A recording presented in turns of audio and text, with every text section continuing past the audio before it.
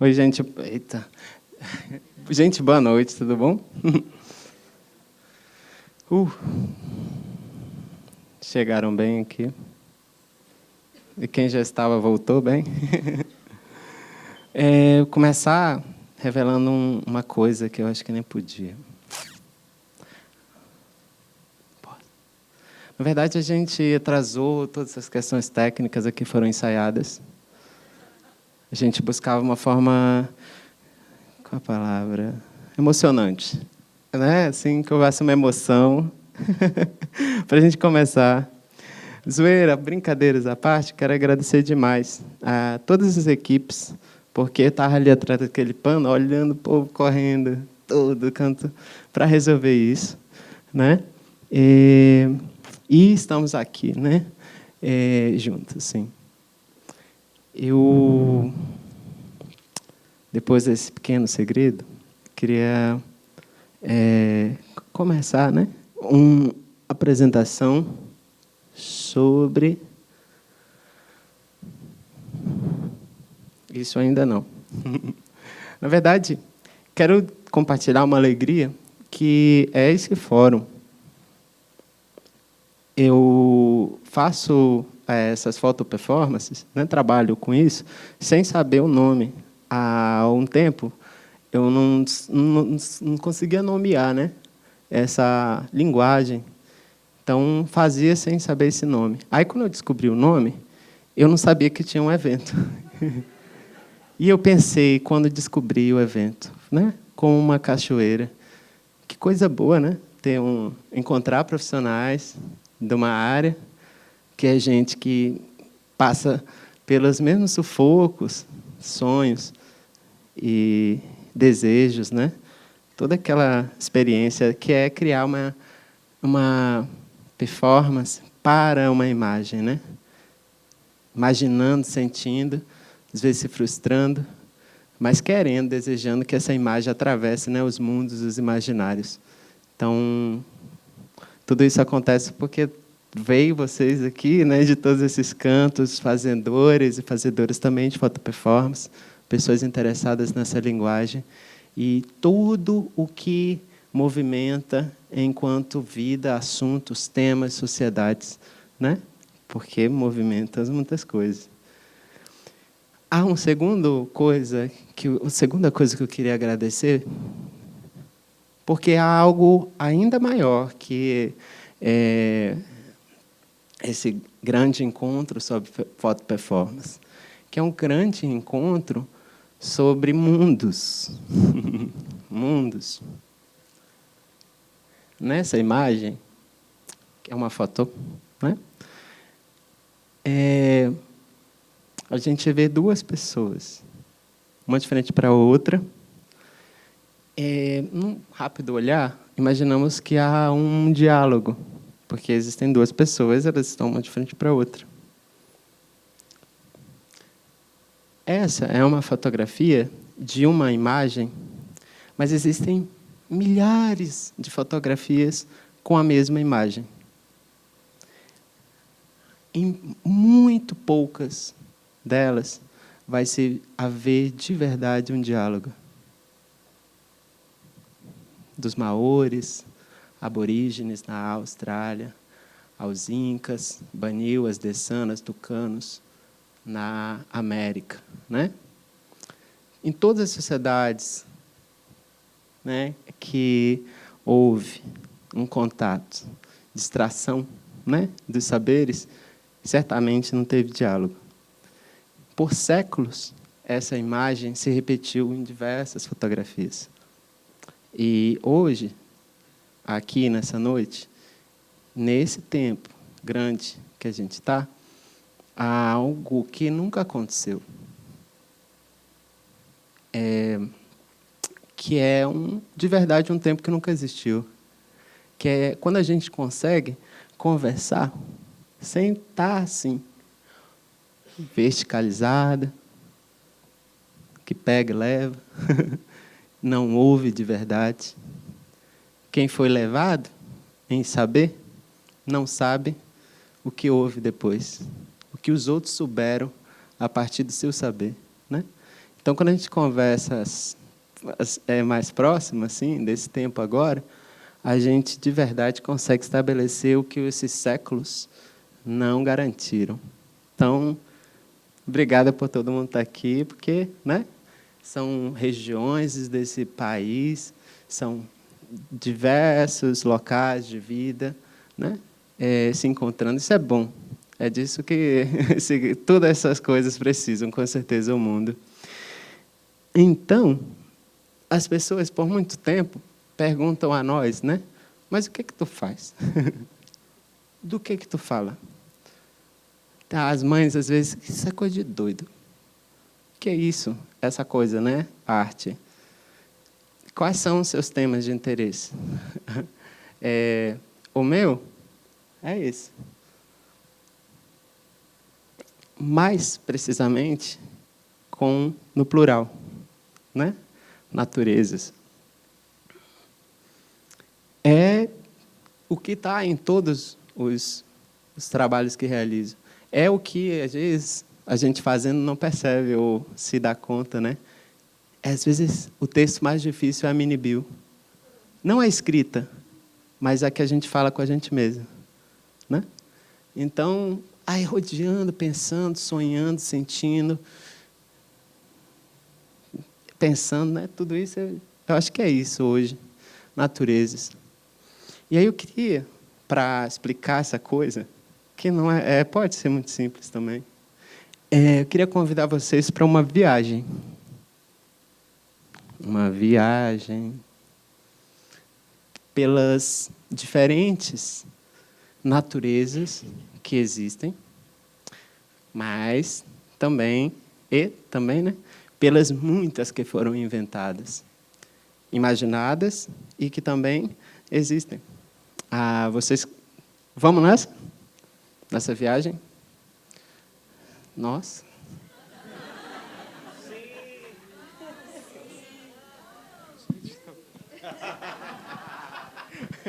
Sim. Vamos, gente.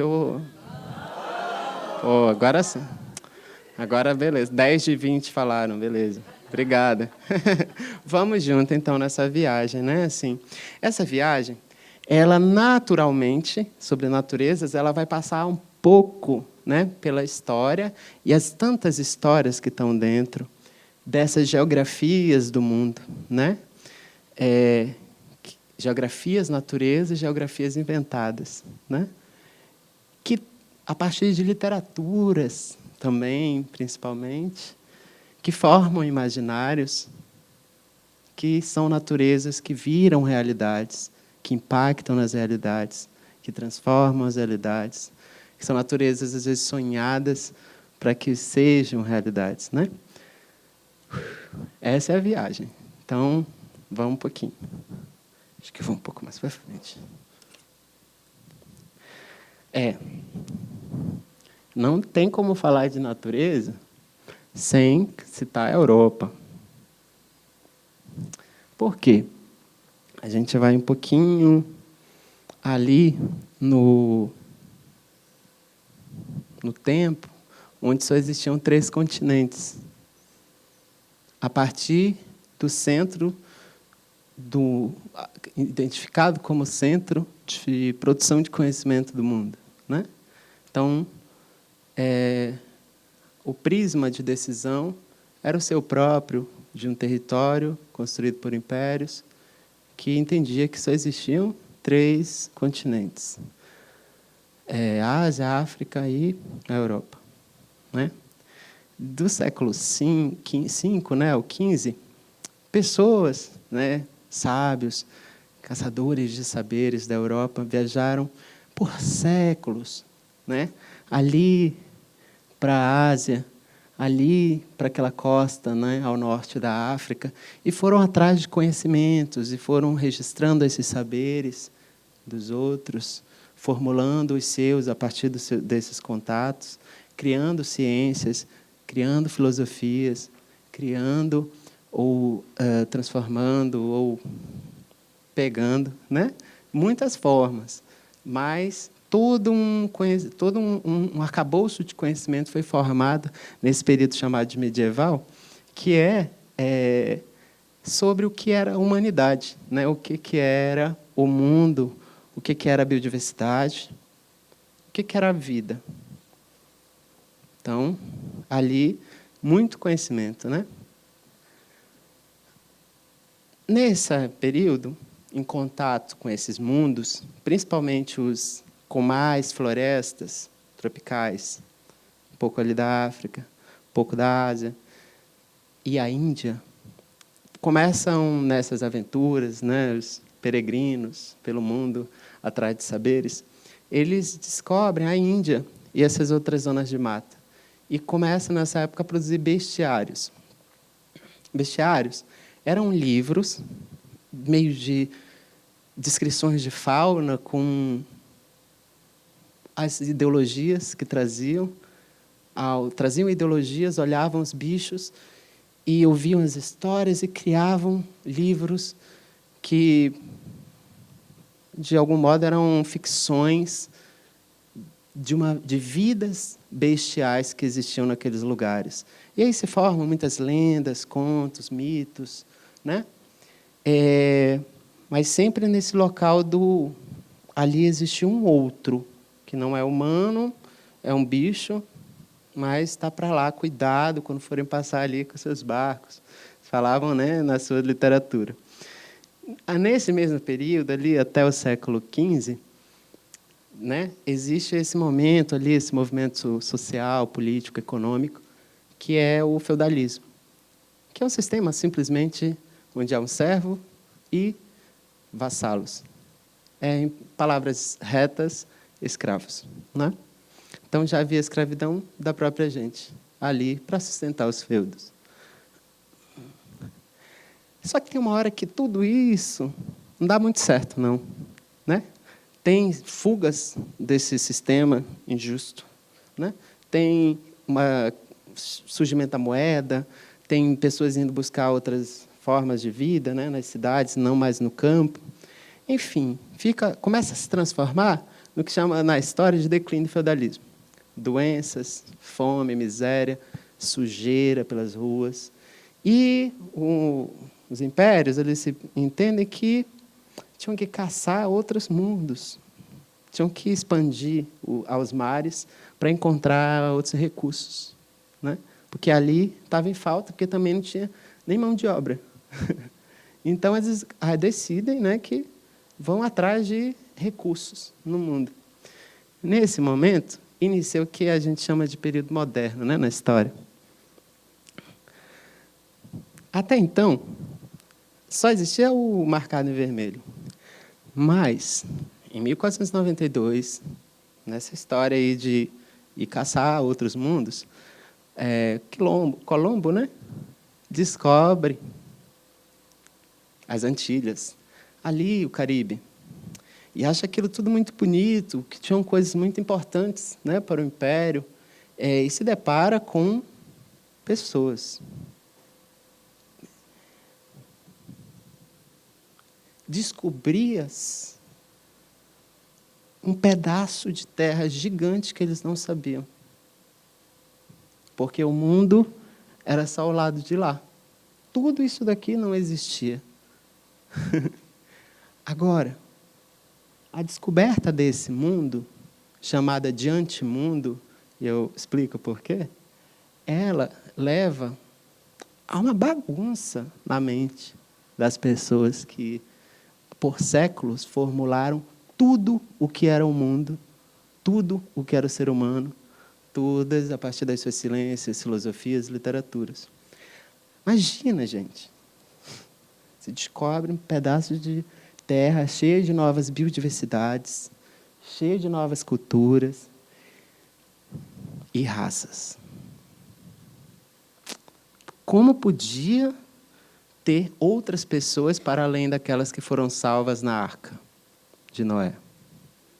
Como podiam ter outros bichos do que aqueles salvos pela arca de Noé? Porque a base inteira era a partir dessa visão. Logo, a Europa inteira se depara com a própria ignorância sobre o resto do planeta. E isso a gente sabe que não é gostoso, não é legal, né? Quando a gente se depara com... Putz, jurava que eu sabia, e agora eu não sei. O que gera? Um conflito. E isso, ampliado a toda uma sociedade, gerou tensionamentos, polarizações, e um local que, enquanto uma sociedade que era espelho, se transforma num questionamento.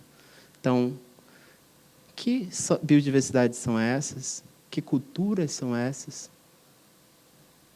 Mas, principalmente, que gente é essa? Nasce aí o que hoje a gente chama de racismo.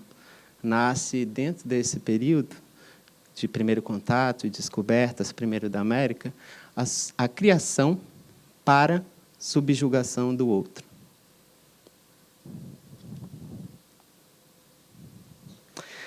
Aí, né, ali passa o Tratado de Tordesilhas, tem aquela história, né, que eu acho uma loucura, né? Portugal e a Espanha dizem: metade desse mundo teu, corta o mundo como uma fatia de bolo e diz: metade é tua, metade é minha.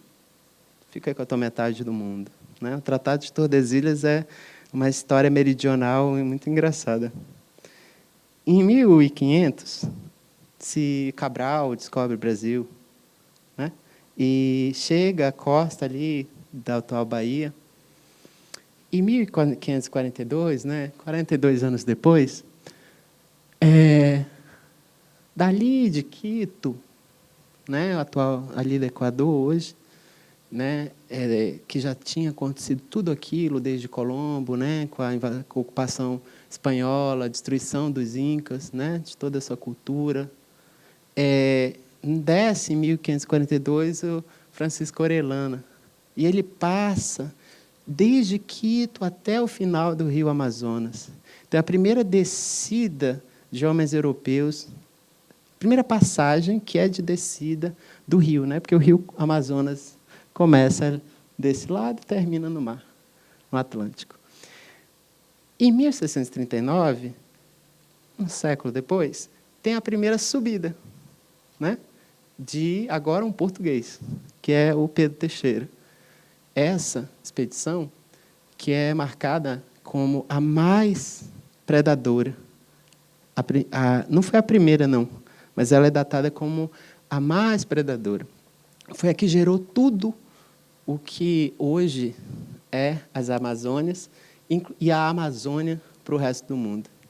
Porque atrás dessa expedição, dessas caravelas, que era uma tropa, né, de gente, veio atrás, nesse rastro, muitos missionários, colonos, comerciantes, aventureiros, e começaram todo o processo de transformação de uma natureza existente e criação de muitas outras, né?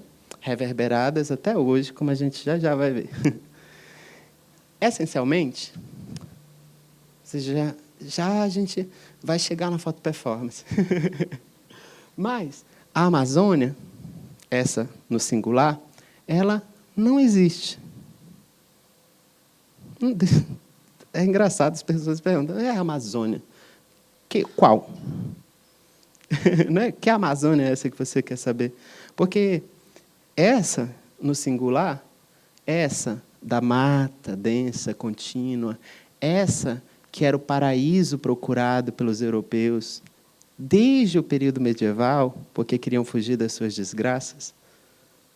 E aí, quando acham a Amazônia, acham o paraíso, acham a Terra das Maravilhas, e histórias como Eldorado se repetem em busca de terras encantadas, né?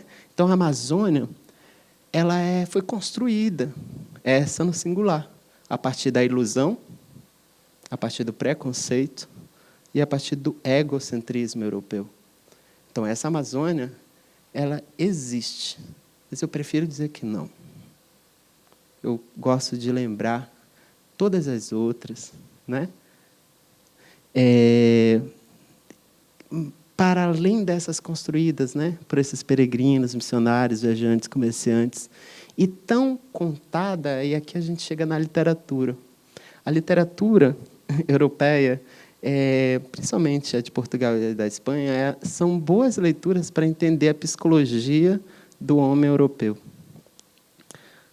É aquela dos períodos coloniais primeiros, né, iniciais, e as atualizadas, né, as que habitam hoje. Montaigne, Buffon, Montesquieu, Hobbes e Locke são talvez os mais lidos e que escreviam sobre a América e também, tempo depois, com a descoberta da Amazônia, sobre a Amazônia. Então, a Europa começou a... Gente, encontramos paraíso, né? Muita desgraça aqui e lá, dá para voltar a uma vida pastoril, de contato com a natureza. Então, todas essas literaturas, junto com as forças coloniais, ora, elas alimentam as forças coloniais em loco, né? Enquanto faziam as coisas todas com a nossa gente. Ora, elas se alimentam, é um movimento de vai e volta. Elas se alimentam dos relatos dos viajantes. E aí vai se formando o quê? Um grande imaginário. Na prática, a Amazônia não existe, mas ela existe também, a partir dessa invenção. Inventar o outro para subjugá-lo é uma técnica, é uma tecnologia que deu muito certo, de demonizar o outro para elevar o seu Deus, de animalizar o outro para elevar a sua raça, para dizer o quanto era mais gente que nós, né? E nos selvagerizar, quer dizer, você é selvagem, eu tenho etiqueta.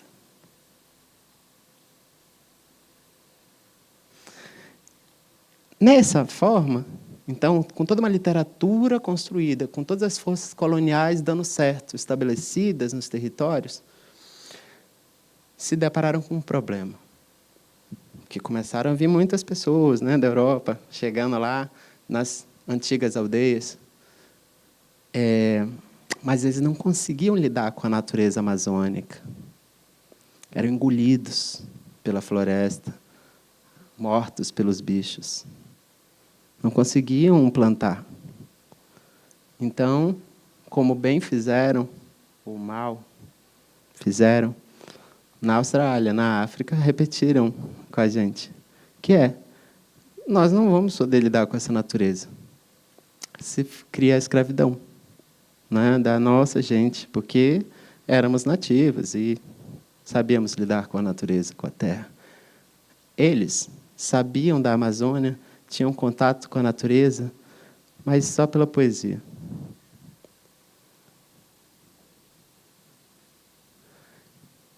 Aqui, a gente encerra esse primeiro momento sobre a natureza inventada.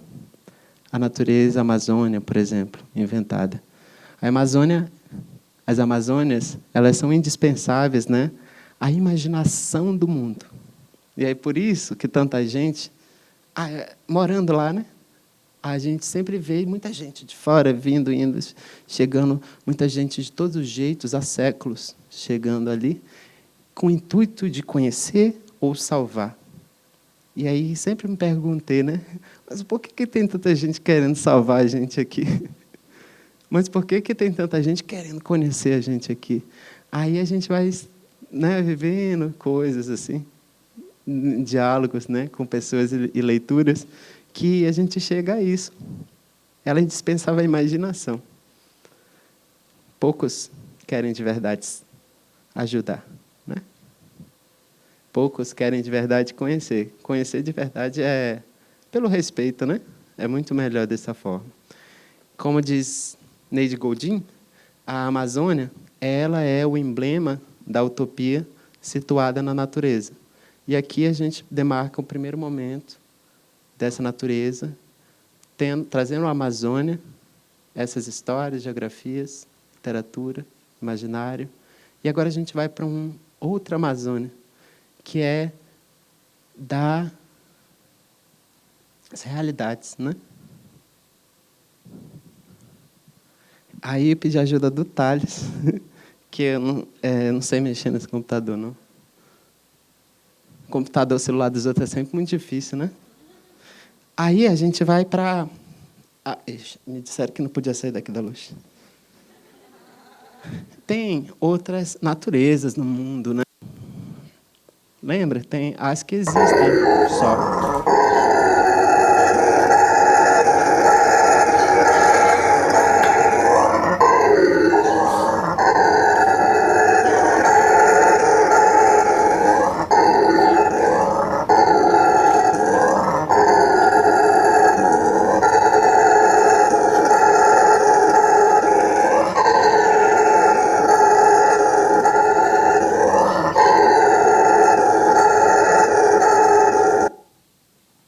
Tem natureza que só existe.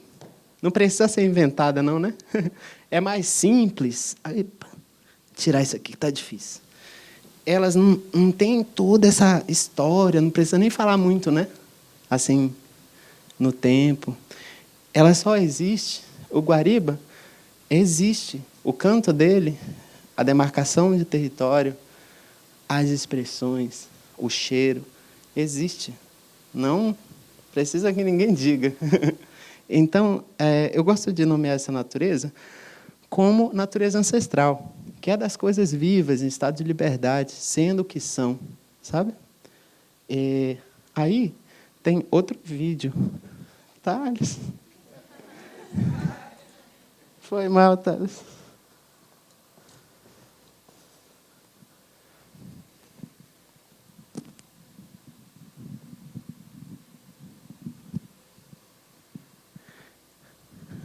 Existências que não precisam que crie literatura sobre elas.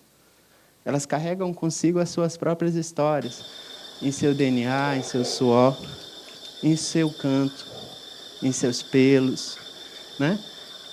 Existências que trazem consigo suas próprias histórias, né? Suas vozes, seus medos, seus sonhos, muitas coisas, sem precisar que o outro diga que natureza é essa, né? A mãe da lua é um bicho que canta de forma muito bonita. E esse bicho é um bicho que dizem muitas coisas sobre ele. Muitos mitos que dizem ser um bicho ruim, que dizem que esse bicho não presta, traz agouro. Dessa forma, há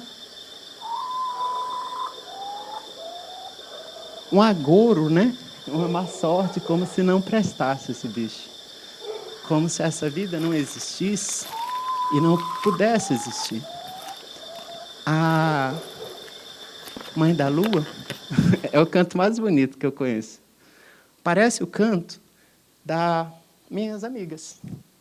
Porque elas vivem também impossibilidades de estar, de ser um corpo, né? Como de todo mundo aqui, que soa, que tem pelos, que tem voz, que caga, que chora, né? Então, natureza, para a gente que indígena, é tudo isso, que não precisa que o outro diga para a gente o que somos, né?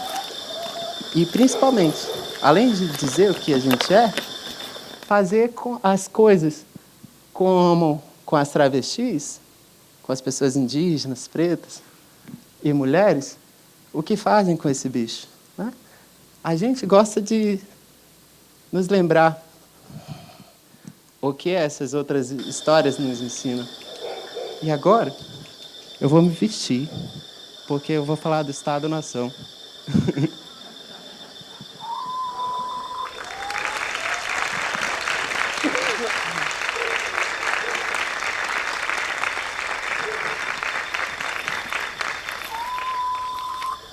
Vamos ouvindo, a mãe da lua é muito bonita. Ela só canta na lua cheia.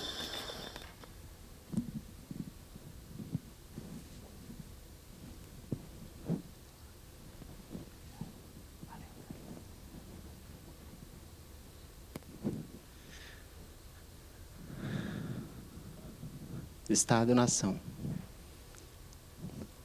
Hoje, gente, eu moro lá nesse lugar em vermelho, né? Marcado aí em vermelho. Manaus é essa pontinha em vermelho aí, ó. Trago uma foto.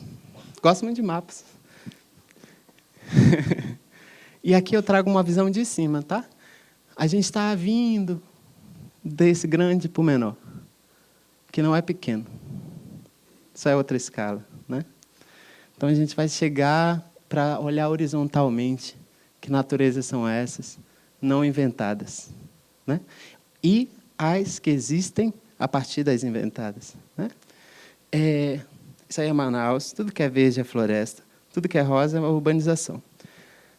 Ao lado ali tem esse grande fragmento de floresta, que são 10 mil campos de futebol juntos, e eu moro ali, ó, aquele círculozinho amarelo. Essa criança, eu não consigo não separar esse negócio de vida e arte. Então, tem um pouco de biografia aqui também, tá? Eu nasci lá em Santarém, né? Estado do Pará. E aí cresci num interiorzinho que chamava Mogi dos Campos, onde eu tive as primeiras interações com essas naturezas. Essa criança do meio sou eu. Eu faço parte de um contexto diaspórico, quer dizer, afastada de um povo, pelas forças coloniais. Isso, no rastreio originário, né, ancestral, se origina ali no que hoje é Ceará. Então, eu moro na Amazônia, há 3 gerações minha família mora na Amazônia, mas a quarta, anterior a essas, ou a primeira, deu um bug, né? Nossa, bisa, tata. Ó, faz tempo. A gente veio do Atlântico, a gente era lá do litoral, hoje Frecheirinha, Ceará.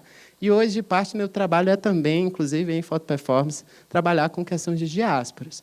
Hoje a gente vai falar só sobre naturezas, tá? Que é o principal interesse assim da pesquisa. Isso aqui é Manaus. Tem gente que se assusta quando... Por quê? Parte dessas naturezas inventadas hoje pela mídia, quando todo jornal chega em Manaus, eles vão filmar o Teatro Amazonas e a floresta. Aí, tchau, gente, foi incrível o trabalho. Sempre é isso. Quando se deparam com uma cidade assim, 2 milhões de habitantes, a maior cidade em demografia, economia da Amazônia, né? Com muitos dos problemas, por exemplo, das grandes cidades. Manaus é uma metrópole, não é uma megalópole, por exemplo, como São Paulo, mas com diferença de 10 milhões de pessoas, né, entre uma e outra. Mas aqui existem muitas coisas que são em si atravessamentos que atravessam o meu espírito, minha vida, nossas vidas e o que eu apresento em arte, né, produzo. Manaus é a cidade que a gente respira água, né? Mais de 90% de umidade. Chuva, chuva, chuva, pé de chuva todo tempo e cercada da maior bacia hidrográfica do mundo. Ao mesmo tempo, a cidade que mais desperdiça água do Brasil. Uma das 5 mais. Ao mesmo tempo, uma das mais irrigadas, cheia de garapés, rios, dentro da cidade, e que são quase todos poluídos. Então, essas dicotomias, citando apenas uma, fazem parte do que é a cidade. Não tem um bem e um mal. Não tem o que é a natureza ancestral desse lado. E o tratado de todas eles, e desse lado, a natureza estranha. Esse lado é o puro, esse lado é o caótico, né? Esse lado é o humano, esse lado é a floresta. Está tudo junto, tudo junto. Tem tucano cantando, com arara tucano e som de fábrica. Motor, e o bicho lá, direto, tudo junto. Não é separado assim, tudo junto. Nessa cidade, são 72 bairros, 71 tem indígenas, com RANI, com documentação, com povo. E, ao mesmo tempo, não vai falar a palavra indígena em Manaus. Para você ver. Pode não. As pessoas foi implantado um projeto muito profundo, né, de apagamento histórico. Aquela foto que eu mostrei ainda agora, vou fazer uma passagem aqui rápida, gente. Olha, entre 2010 e 2016, eu trabalhei como biólogo, formei também mestre em ecologia. Aí trabalhei com lagarto e sapo, né? Mais com sapo. Sapos parecem muito com a gente também. Nesse período, também trabalhei em museus, 2 museus de educação ambiental na cidade. Muito bonito, muito legal essa fase. Nesse período, fiz parte de grupos de pesquisa, coordenei grupos de pesquisa, consegui publicar artigos com esse pessoal todo em suas revistas, que para a biologia são muito importantes. Mas a arte me engatou, tirou dessa história. Naquele junho de 2016, quando, uma semana antes, eu tinha defendido a dissertação, teve junho de 2016. Lembra o que aconteceu? Ocupa Minks, né? Golpes e impeachment. Então, toda essa história aconteceu e diz que aí então o Ministério da Cultura estava ali sob ameaça, logo depois foi extinto. E aí os artistas se mobilizaram aqui, deve ter acontecido também em todas as cidades, né?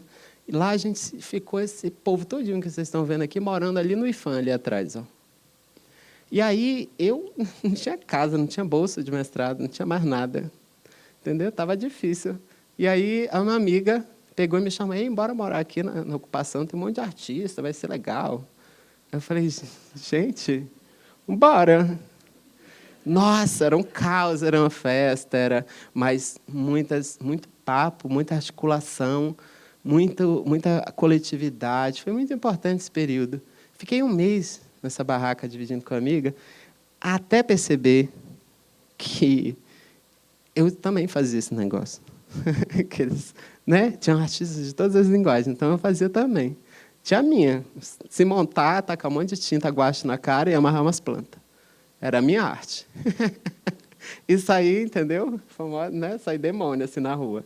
E aí, eu entendi mais que isso, que a potência de comunicação que tem a arte com os mundos. E isso foi decisivo para eu me chegar no espelho e dizer assim, artista, ixi. Gente, quem cresce numa periferia, imaginar entrar numa universidade, parece coisa de malhação. Né? A artista, então, Ivete Sangalo, e olhe lá, todo mundo da Globo, sabe? Então, artista é uma palavra muito importante. Eu dou muito valor a essa palavra. Beleza, era isso, gente. Tudo isso aconteceu em um mês. Fora o não fotografado. Puf. Muito divertido, foi bom. E então, vocês sabem aquelas fases da vida que tudo acontece assim, ó, uma coisa atrás da outra? Nesse caso, foram P's boas. Porque saí da academia, dei um pause lá, fugi da minha orientadora, que queria engatar no doutorado. Eu falei, não quero nada a ver com fisiologia. Eu sou doutor em fisiologia. Ecofisiologia. Isso é uma loucura. Molecular. É difícil. Aí, difícil que eu nem sei que caminho é enveredar, sabe? Mas hoje feliz, assim. Maio, academia. Junho, a ocupação na barraca com minha amiga. Julho, fui embora para essa comunidade. Eu me desloquei 2 dias e meio. Uma criança que chegou aos 5 anos de Santarém, morou até os 28, né, ali em Manaus, perdi as contas, 26, 25, por aí. Sempre cresci na cidade, então, né? Mas tinha um contato forte assim com a mata, mas nunca morando assim. Esse é um mundo, né? É um universo único. Toda a sociedade são 10 casas, 300 casas. Toda a sociedade. Às vezes, a comunidade mais próxima é 2 horas de distância, 5. Então, todo mundo se resolve ali. Vai uma vez por mês na cidade, recebe a Bolsa Família, o salário, professores pegam o seu pagamento e voltam. Traz o seu pão, aí come uma semana de pão, o resto é toda na boa banana frita, uma delícia. E aí é isso, o alimento é o peixe, é um mundo muito único. E eu fui para lá para aprender. Embora eu estava com um fichário de professora. Né?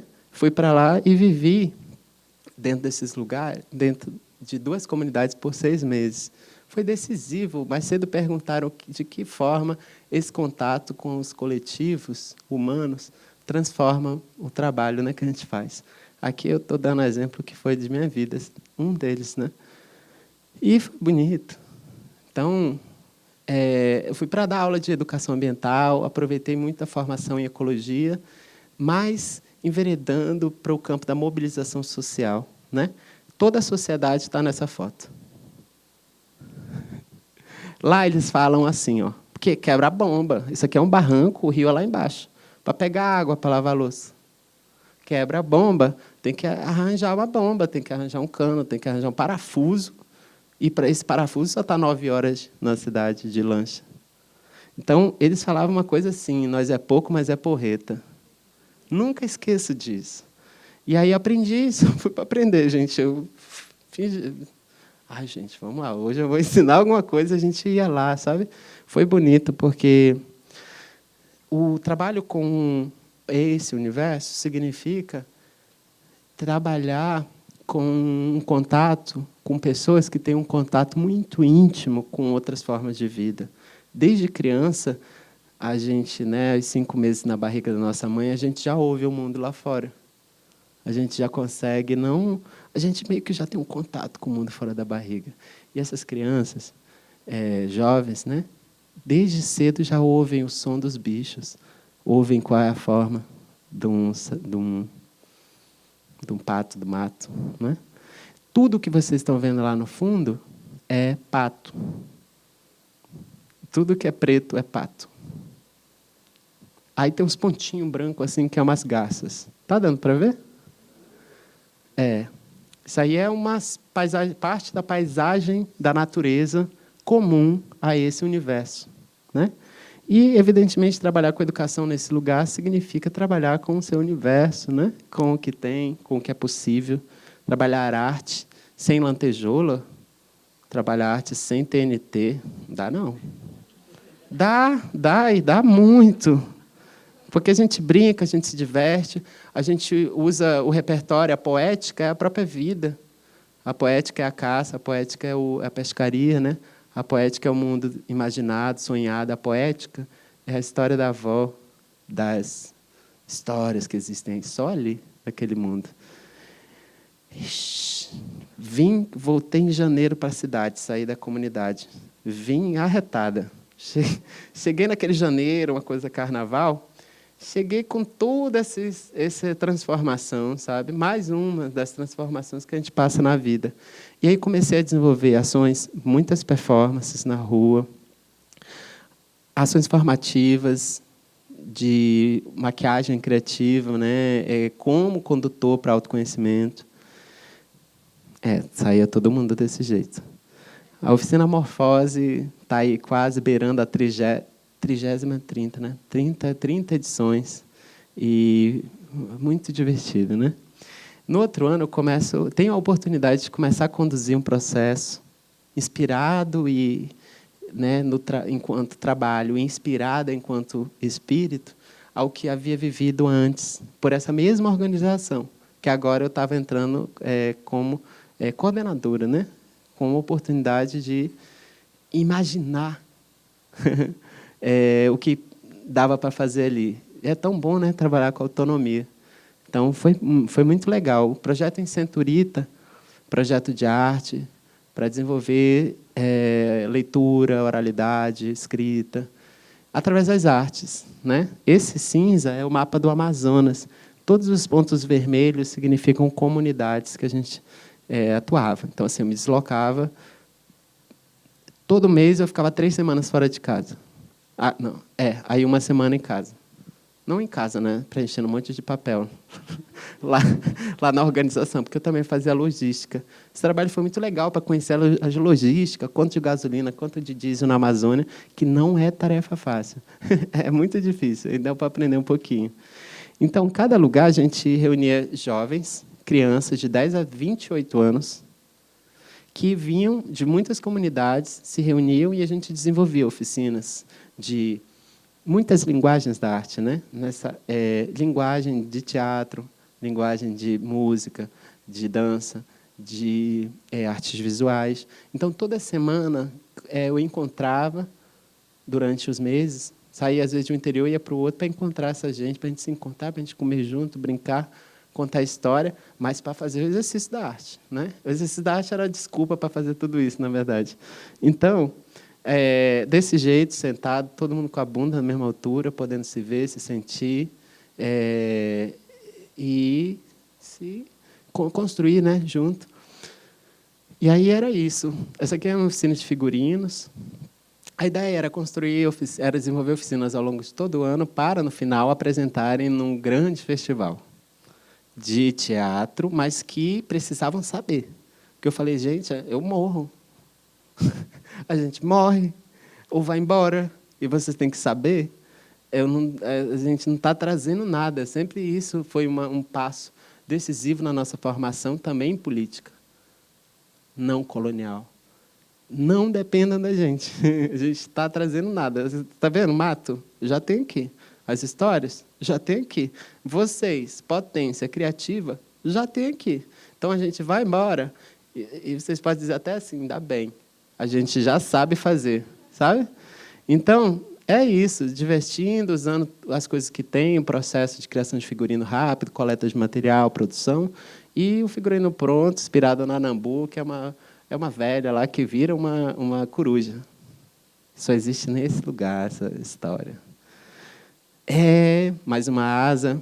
Aí, brincadeiras, sensibilização musical, teatro, jogos que culminavam nesse grande festival, ali na fotinha ali, que vinha pai, vinha mãe, vinha professora, lideranças das escolas, e os jovens tudo assim, se tremendo, mas iam lá e apresentavam tudo que tinham se instrumentalizado ao longo do ano, se inspirado, e apresentavam, construíam tudo, né? Então, bonito. Dessa experiência de 3 anos e meio, com essa gente toda, a gente produziu um livro que está disponível na internet, que chama Fala Beiradão. É um livro que reúne mais de 60 palavras e expressões de cada comunidade. Cada lugar tem um mundo da sua sociolinguística. E aí os jovens pesquisavam a si próprios. E aí o meu trabalho só foi coordenar e escrever tudo isso, né? Um outro livro, disponível também ali na FAES, Amazonas, que vocês podem usar nas suas ações de educação aqui, ou em qualquer lugar do mundo que forem, é o Conta Beiradão. Conta Beiradão é as histórias das comunidades que os jovens vivem, contadas por gerações, e que eles sabem que elas ouvem. E que trouxeram para esse livro, e se transformou nesse livro com uns 70 contos. Também está disponível para download gratuito na internet. E aí, um livrinho, uma coleção que a gente pegou e fez assim, a gente aprontou tanta coisa esse ano, bora gerar material para outros professores de mesmo contexto social e geográfico, e aí surgiu esses 4 cadernos, que também estão disponíveis, com 80% das atividades, são todas práticas, né, 100%, mas 80% das atividades inventadas, criadas ali mesmo no desespero. Não, né, na alegria. Gente, aí, essa também é uma natureza. Essa é a do sonho. Queria adentrar um pouco agora na pesquisa artística. Passou do tempo? Não, né? Vamos lá. Vai.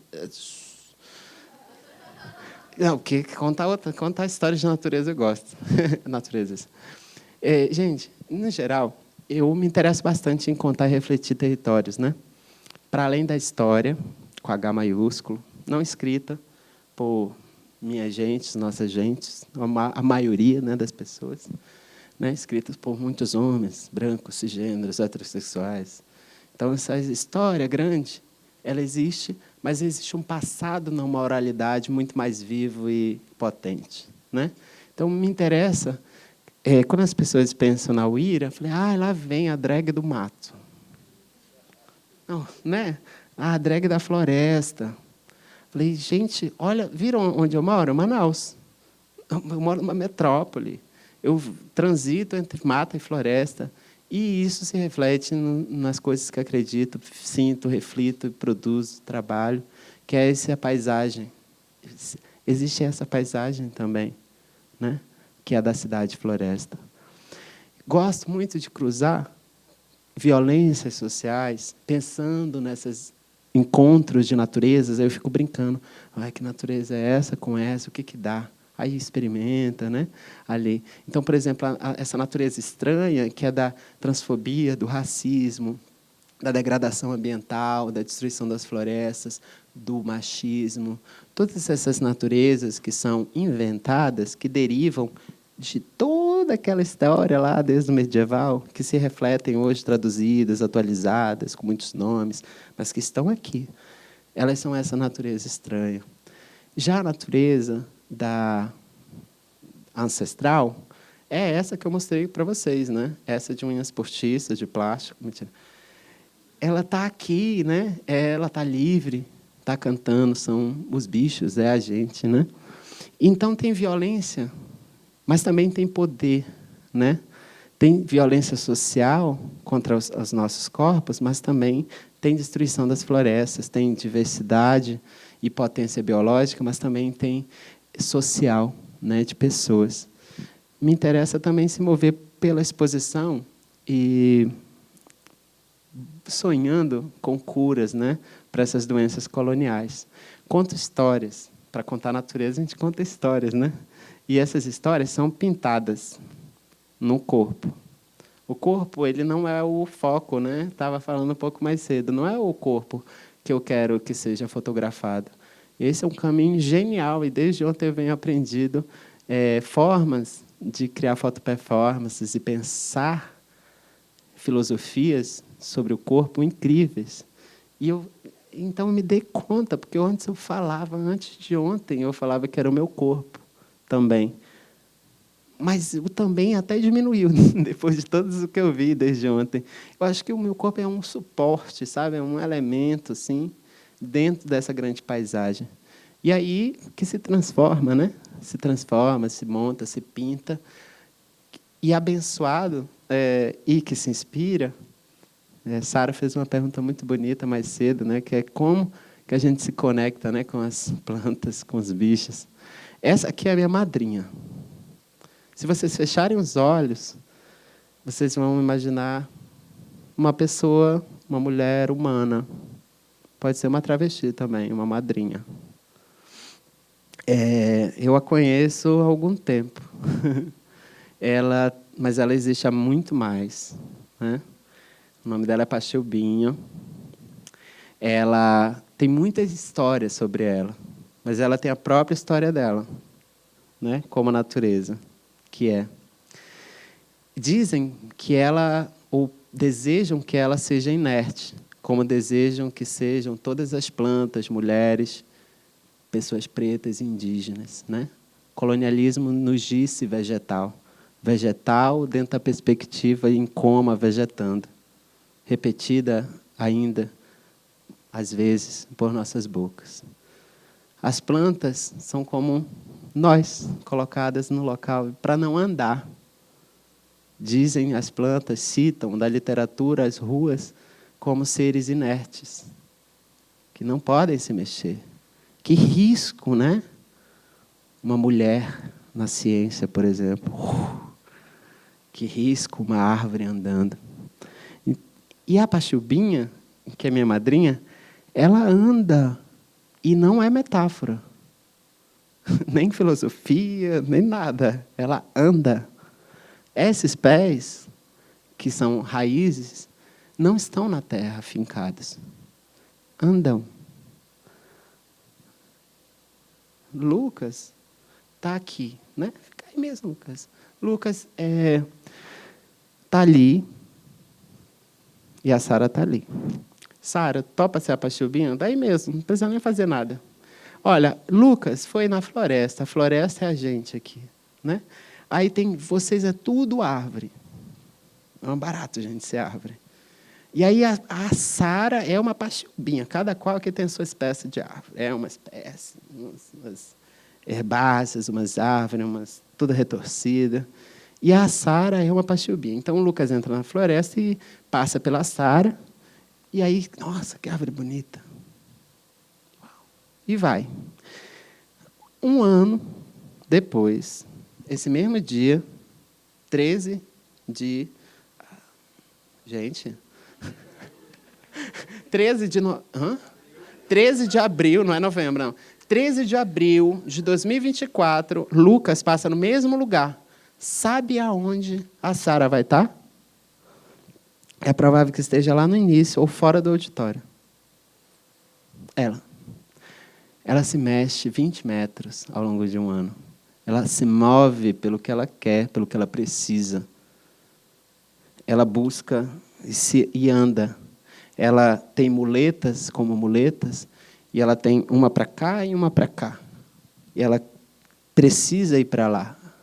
O que ela faz? Ela se autoamputa. O que é a morte, o que é a vida, né? Perde e cresce outra aqui. E assim ela vai movendo, num tempo dela, para o que precisa, né? Por isso é a minha madrinha, eu gosto muito dela. E ela destrói, né, esse pensamento ruim, né, colonial. É assim que ela existe na floresta. E aí os parentes, né, até brincam, porque os parentes usam ela para ralar também. Cada raiz dessa tem um espinho muito duro e é usado para ralar a mandioca. E a gente brinca muito. E elas não se esbarram. Eu falei, ei, mana, para lá. Né? Porque não tem semáforo na floresta, não tem. A experiência da foto performance é um barato, porque a gente nunca sabe o que vai gerar. E, às vezes, ela nasce simplesmente uma brincadeira. Pareidolia, todo mundo aqui já viveu. Alguém sabe o que é? Todo mundo que está me olhando já viveu pareidolia. É um fenômeno psicológico. Calma. Pareidolia é um nome muito estranho para algo muito simples.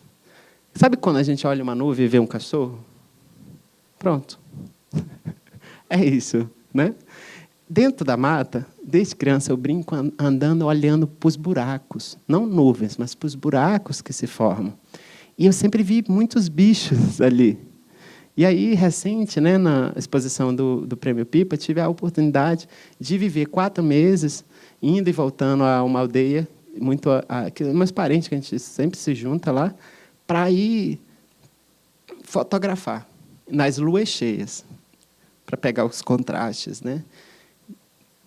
E vendo esses bichos nesses buracos, né? Essas presenças no que seriam ausências. E bichos do céu é também esses bichos do céu, como chamamos na biologia, né? Então, não é foto performance, mas a ação é. Eu fiquei me perguntando desde ontem, o que tem a ver isso aqui com foto performance? Que andar no meio do mato com um monte de cobra, escapar de toda essa adrenalina, pulando tronco e brincando nessa mata é como uma performance. Não é para ninguém, não é para vídeo, nem é para câmera, é para o espírito. Mas tem uma foto que vem da performance. E que depois a gente pinta. Mas, enfim, o que é foto performance, né? Talvez seja essas coisas que eu vou mostrar. Antes eu não sei, não. Eu só propus aí para a gente pensar. Entre 2017 e 2021, eu fiquei 2017, 2018, 2019 fazendo coisas sem pensar que um dia eu ia estar sentado aqui falando com essa coisa.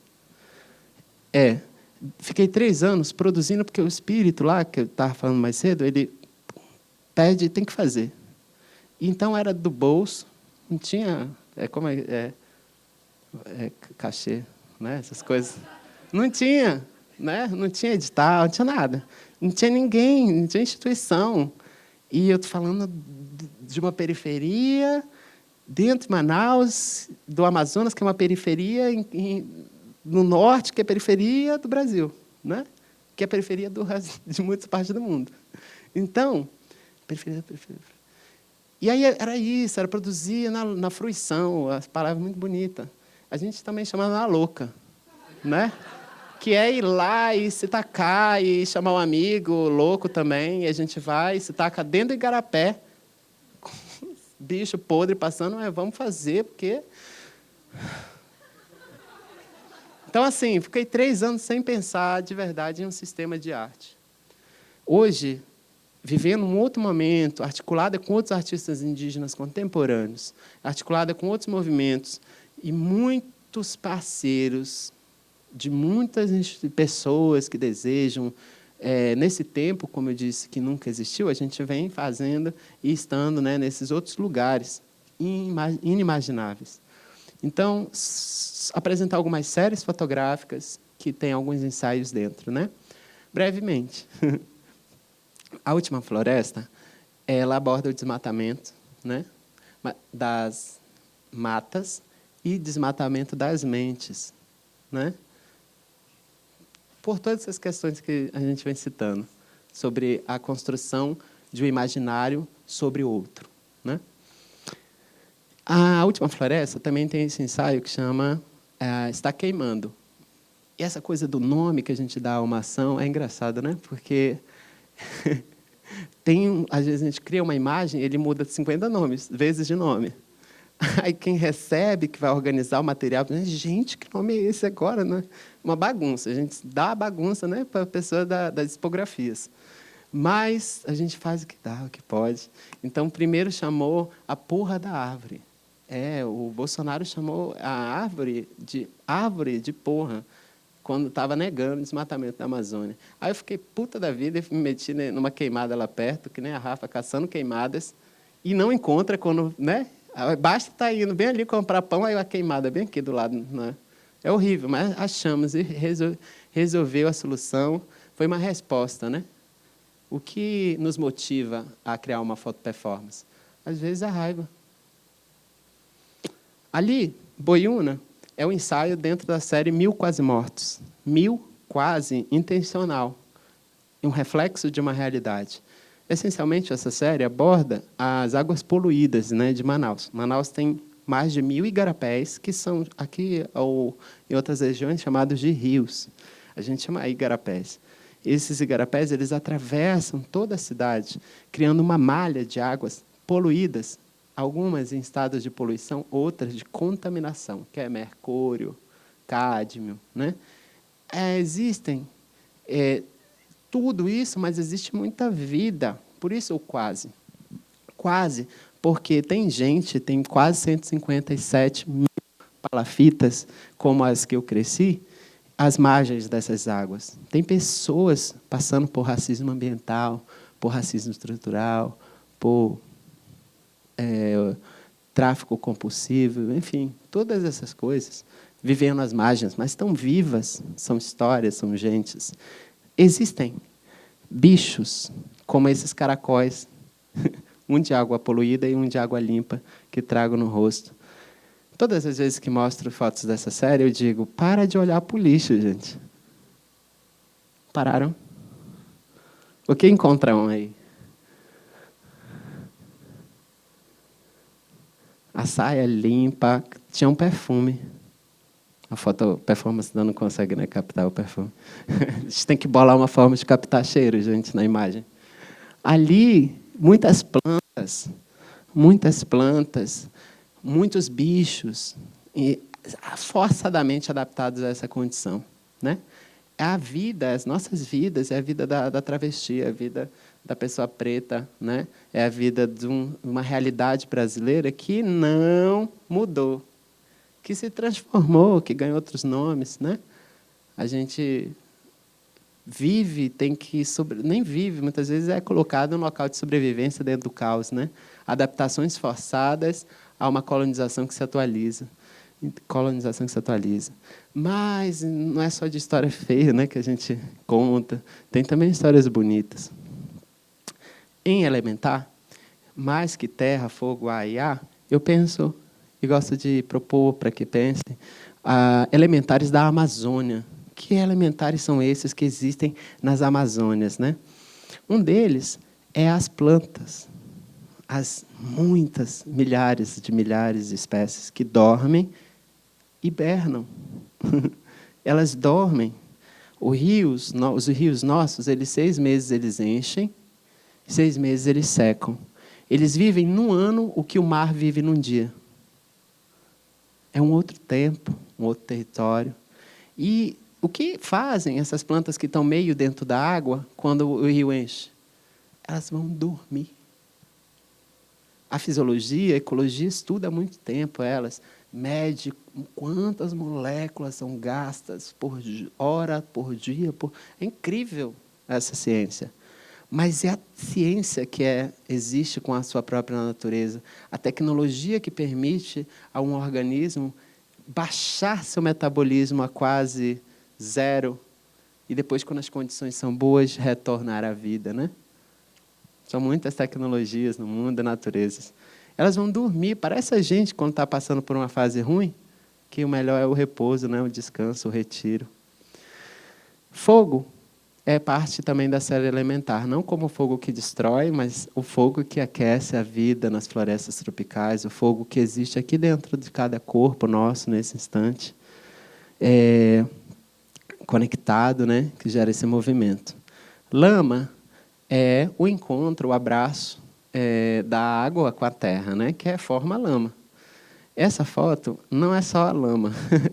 Para de olhar para a lama, gente. Na verdade, ou uma possível caminho, né?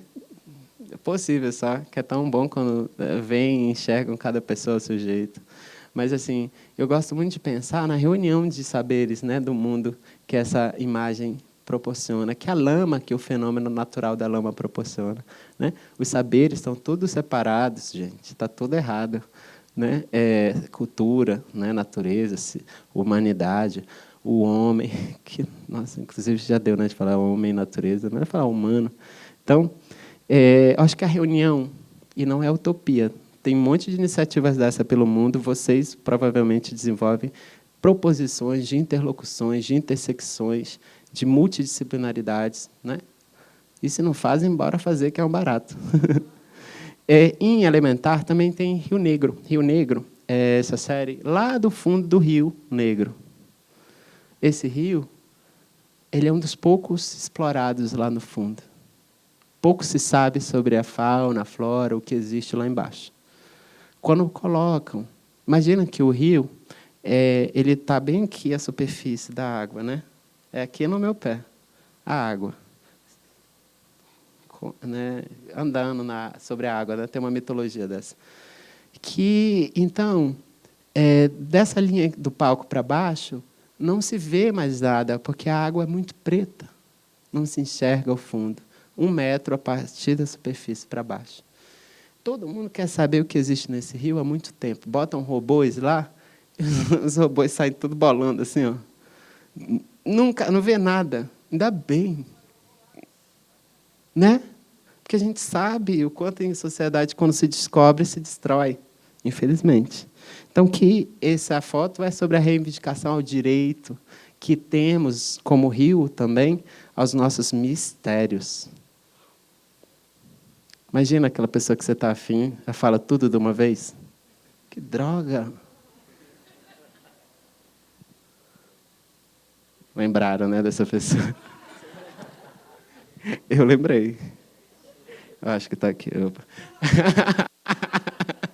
Mas, gente, seguindo, porque, né, tem outras atividades, o fórum está muito legal, a gente tem que encerrar. Aí, a Rafa trouxe o fenômeno da retroalimentação, é um termo que é usado na ecologia, mas que é reapropriado pela tecnologia travesti e demônia, enquanto esse fenômeno de comer de si mesma, né? A mata, a floresta, as florestas da Amazônia crescem sobre solo pobre e elas têm que gerar muita folha, galho, flor, bicho que morre, que tudo apodrece e cicla, vira líquido, é chupado pelas raízes e volta para a árvore, né? Assim, ó, constante. Tecnologia ancestral. Não precisa ninguém pedir iFood lá. Elas comem delas mesmas. E parece a gente também, né? Quantas vezes a gente não precisou ir lá dentro de nós e buscar força, né? Para seguir assim. Então, tem outros trabalhos de fotoperformances que evocam plantas, poderes, histórias, sempre cruzando, né, esses mundos social, sociocultural e biológico. Então, essas coisas foram parar um dia nos jornais, depois de 3 anos. E em exposição, em 2019, a primeira em Manaus, construída com as paredes da casa que nem a minha. Depois, em outros mundos. Eu venho experimentando contar histórias também em outros suportes, né? Porque não dá para botar um spray na pele, gente. Eu descobri isso na prática. Boiúna é uma história das muitas que convivem com a gente, como Mapinguari. Essa linha de modelos esculturais foi um experimento lá em 2019, que foi barato, né? Às vezes a gente lembra com saudade de um experimento, mas mesmo não querendo fazer mais. A intenção foi colocá-las para gerar fotografias em pontos estratégicos da ocupação colonial na cidade. Quem é que está na foto performance? Resumir aqui um trabalho recente, não tem mais tempo, né, Lud? Tem? Tem não. A gente já está bem no limite do Passou. limite do limite. É. Ah, então tá bom, gente. Mas tá eu não estou ótimo. dando conta, gente, de interromper. Tem plaquinha aqui, eu estou assim, absorto. Um baracinho assim agora, mas fiquem tranquilos, sem ansiedade. Tá? Vamos lá, é rápido agora. Ó. Ressurgências é um trabalho recente. Eu venho buscando entender de onde que nasce a vida, onde acabou. Onde acabou, onde não tem mais, né? Onde parece que não tem mais. Então, ressurgências é onde ressurge a vida. A natureza ela vem sendo entendida por essa lógica cartesiana de 3 crescimentos, vertical, horizontal e diagonal. E entendemos, enquanto indígenas, que esse conhecimento é importante, né? Importante. Mas é parte de um movimento muito maior, né? Que é ali, ó, né? É um pedaço de algo que é muito mais emaranhado, que tem muito mais caminhos, que não é reto, serpenteia, é multidirecional. Especialmente quando a gente fala da chamada inventada Manaus, da chamada inventada América Latina, né? Territórios de florestas, gentes, águas, memórias. Então, pensando nisso, primeiro, no ressurgimento da Terra, onde foi coberta, surgiu a performance ponto final, ponto seguido, essa na Áustria. Primeiro, apresentação. Depois, na Itália, num castelo lá que passou por todas as guerras mundiais e está de pé. E a Terra já foi coberta há muito tempo. Então, ressurgir a Terra em cima do concreto é a intenção dessa performance. E ressurgimento das águas. As águas também, né, cobertas pelas cidades. Então, surgiu para a Bienal de São Paulo essa instalação, onde as sementes são os corpos d'água em cima, reviradas por cima das ruas que as cobrem. Então, foi virar o mundo, né? E é o que acontece, né? Quando em todas as cidades do Brasil a gente vê alagamentos, né, acontecendo. As águas vêm para cima porque elas são mais poderosas. Né? Não há rua que segure a força ancestral de uma água, né? Infelizmente, trazendo tragédias, mas não sendo a água e nem a chuva o problema. Né? Então, surge essa instalação surge de uma história de um massacre, né, do povo Aimiri-Atruari. É nomeada pelo nome do genocida responsável, o Constantino Neri. E aí, para finalizar, mesmo valendo, que o Lucas está ali, ó. Mentira, tá um fofo ali. Mas, olha, por todo lado aqui em Belo Horizonte, tem, e dos lugares que vocês moram ou são, tem planta, né, crescendo nos asfaltos, em cima do muro, nos casarões abandonados. Essas, talvez, algumas delas tenham aqui também. Então, desde criança, eu fico espiando essas plantas. Mas, gente, em cima do asfalto mesmo. Essa é valente. E aí, depois de muito tempo, eu comecei a ir atrás delas, né? Pesquisar nome científico, pesquisar nome popular, onde crescem, como crescem, no seu tempo de vida. Essencialmente, são plantas que, dentro da ecologia, a gente chama de pioneiras. Elas são de linhas de frente. O que é isso? Um lugar só cimento, que não tem mais planta, uma hora um passarinho vem e, pluft, caga uma semente lá. O vento traz outra semente, a água traz outra. Vocês devem estar com um monte de semente engatada na roupa, e estão levando, sendo dispersores de sementes. Essas sementes estão, nesse instante, rodando aqui em Belo Horizonte. E elas crescem. E elas crescem rápido, germinam rápido, enraizam rápido, geram folhas, frutos rápido, porque tem que ser rápida. Na cidade, né? Agilizada. E aí elas vão literalmente abrir para uma floresta resistir dentro desse espaço, né? Porque elas vão gerar umidade, elas vão gerar adubo, né? Então, 10 fotos contam essa história. Germinar em semente. Reencontrar, que é a semente, né? O tio Ailton disse que toda semente mora em uma floresta, né? E então essa semente germina, enraiza, escala. Parece aquele time-lapse do feijão. Se agrega. E aqui, intencionalmente, a minha quebrada lá atrás, ó, que a gente é floresta também, se agrega, se junta para viver. Se espalha, né? Perfura, feita num dos prédios com história colonial mais desagradáveis do Amazonas, perfura, no local onde as paredes estão inteiras penetradas por raízes. Floresce, frutifica, e tudo de novo. Né? Tudo de novo. Essa foi a foto mais difícil de pensar na vida. Como fotografa o infinito? Até hoje eu não sei, a gente tentou. Que era nessa longa exposição, né? Para pensar nesse movimento, que é o que eu desejo a nós aqui, essa noite, de renovação contínua de imaginários, de naturezas que somos. Então, muito obrigada, viu?